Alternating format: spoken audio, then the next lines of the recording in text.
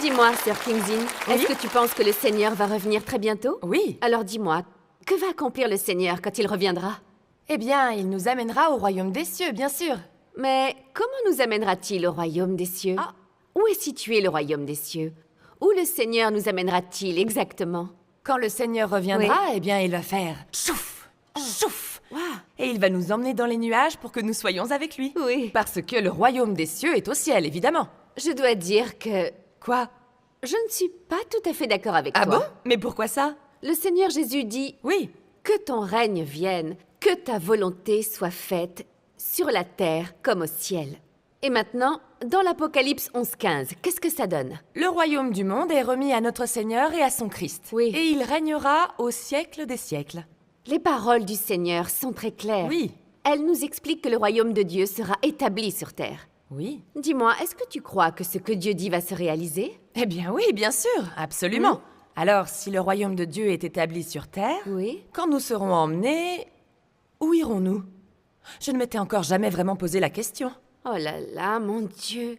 Comment est-ce que tu peux négliger une question aussi importante? Qu'est-ce qu'il y a? Ah, tu fais l'impasse sur quelque chose de vraiment important.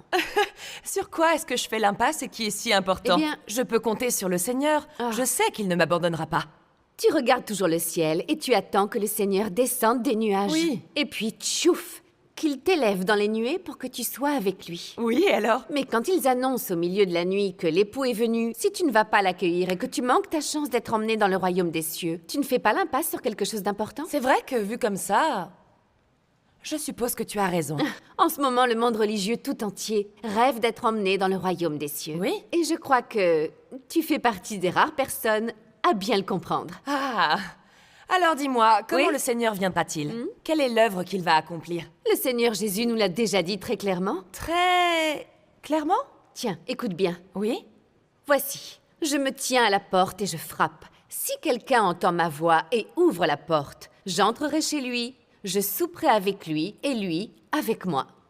Que veut dire souper avec lui? Ça veut dire lire la parole de Dieu, entendre sa voix et accepter toute la vérité qu'il a exprimée dans les derniers jours. Mais y a-t-il un fondement biblique à ça? Oui, absolument.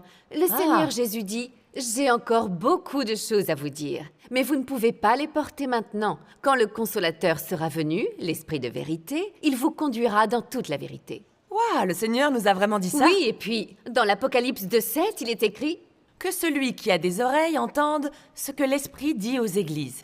et la première épître de Pierre 4:17 dit Car c'est le moment où le jugement va commencer par la maison de Dieu. c'est très clair d'après ces prophéties. Oui,